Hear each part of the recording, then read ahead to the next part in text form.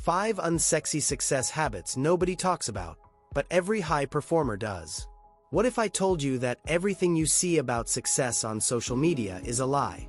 The champagne celebrations, the viral moments, the "I just made 6 figures overnight" posts. They're not showing you what actually creates success.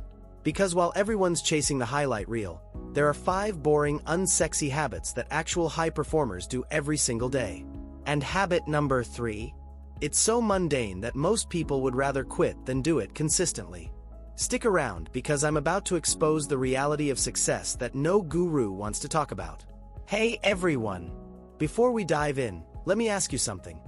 Have you ever wondered why some people seem to effortlessly build amazing careers while others with the same talent stay stuck?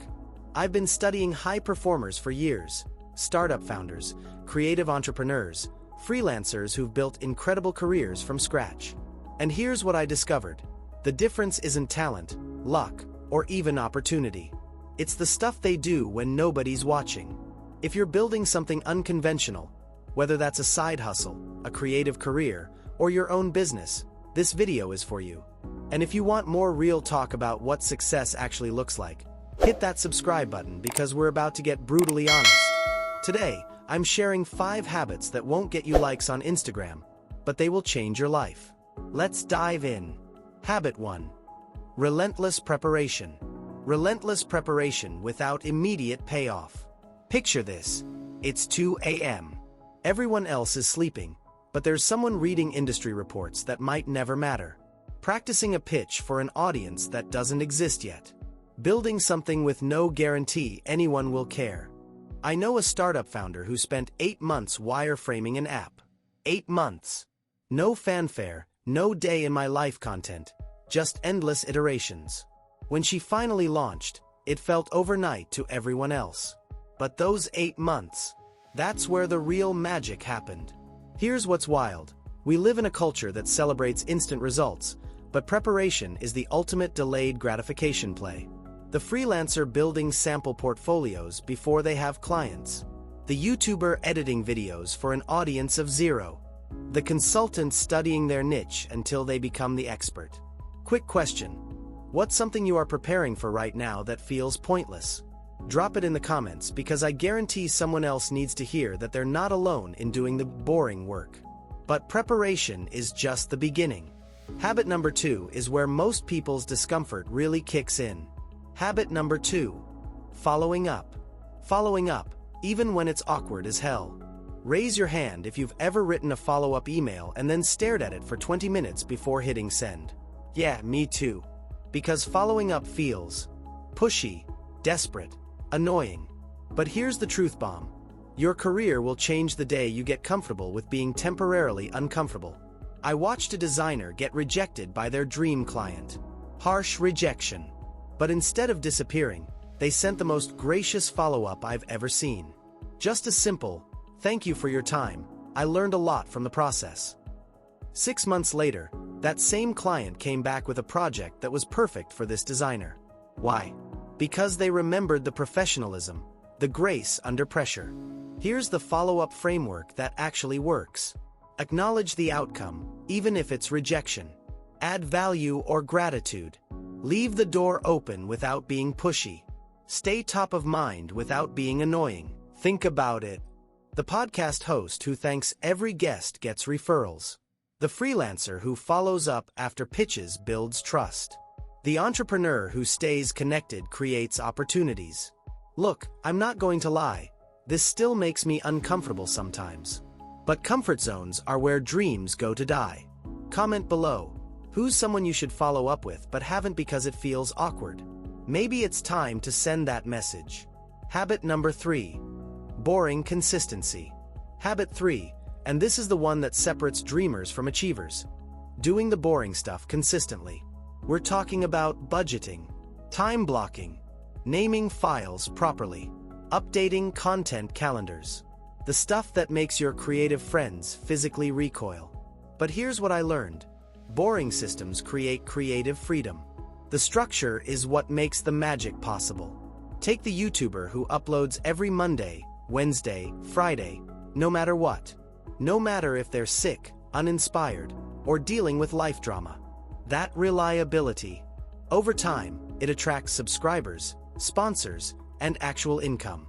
Or the solopreneur who spends 30 minutes every Friday reviewing finances. Sounds soul-crushing, right? But come tax time, they're sipping coffee while everyone else is having panic attacks. Can I be real with you for a second? I used to think systems were for people who lacked creativity. I was so wrong. The most creative people I know have the most boring back-end systems. The boring stuff that actually matters. Morning routines that protect your energy. Financial tracking that prevents stress. Content calendars that eliminate decision fatigue. Email templates that save time. Project management that prevents chaos. What's the most boring but essential thing you do for your business or career? Share it below.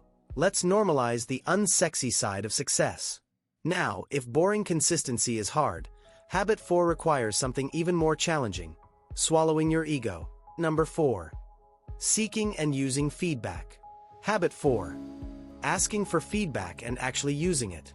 In a world obsessed with fake confidence and fake it till you make it, being coachable is a superpower that nobody talks about. Because let's be honest, feedback hurts. It pokes holes in our precious ideas. It forces us to admit we don't know everything. And in creative industries, it can feel like a personal attack. But here's the shift. Feedback isn't judgment, it's acceleration. It's a shortcut to improvement if you're humble enough to receive it. I know a junior marketer who made it their mission to ask for feedback on everything. Every email, every campaign, every presentation.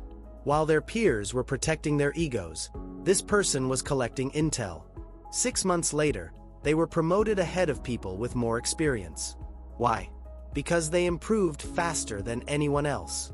Here's how to make feedback work for you. Ask specific questions, not just, "What do you think?" Listen without defending or explaining. Say thank you, even if it stings. Implement at least one suggestion. Follow up to show you took action. Pro tip. The best feedback often comes from your audience, your customers, your users. They'll tell you things your friends won't. Early in my content creation journey, I was terrified of criticism. But the day I started asking what could be better, instead of fishing for compliments, that's when everything changed. Here's my challenge.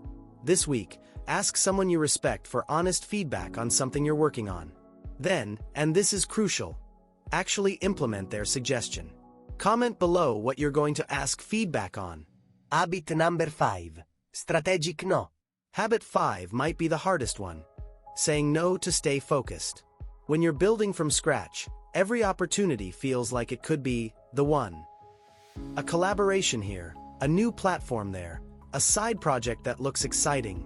Before you know it, your calendar is packed, but your mission is diluted. You're busy but not productive. Moving but not progressing. High performers understand something that most people don't. The best opportunities don't compete for your time, they align with your purpose. I watched a personal brand coach turn down a $10,000 speaking gig. $10,000. Why? Because it didn't align with their niche. That decision left space to double down on their podcast. 6 months later, that podcast led to a book deal worth way more than the speaking fee. Or the creator who skipped viral partnership opportunities to focus on their core audience. Everyone thought they were crazy, but that focus allowed them to launch a membership community that now generates 6 figures annually. Here's how to say no strategically. Define your core mission clearly. Ask, does this move me toward my goal? Consider the opportunity cost. Trust that better aligned opportunities will come. Say no graciously and leave doors open. The hardest part isn't saying no to bad opportunities. It's saying no to good ones that aren't great for you. What's something you need to say no to right now to create space for what really matters? Be honest in the comments. Sometimes naming it publicly gives you the courage to actually do it. Here's the truth that nobody wants to hear. Success often looks spontaneous from the outside. Like someone just stumbled into their dream job or launched the perfect product at exactly the right moment. But behind every overnight success is a mountain of invisible work. Hours of preparation. Awkward follow-ups. Boring systems. Un confortable feedback. Strategic sacrifices. These habits won't trend on TikTok. They won't get you likes or dopamine hits. They don't come with immediate rewards or external validation. But they build something better than viral moments. They build momentum. Real, sustainable, compound momentum that changes everything. So here's my question for you. Which of these 5 habits resonates most? And more importantly, which one are you going to start implementing this week? Drop your answers in the comments. I read every single one and I love seeing what resonates with different people. This community is all about real talk and real growth. If you want more content that cuts through the BS and shows you what success actually looks like, not the highlight reel version, smash that subscribe button and hit the notification bell. We're building something special here. Next week, I'm breaking down the psychology behind why some people can handle uncertainty while others crumble. Especially important if you're building something unconventional. Remember, if you're chasing a dream that doesn't come with a roadmap, start with the stuff nobody sees. That is where the real story begins. Until next time, keep doing the unsexy work. It's worth it.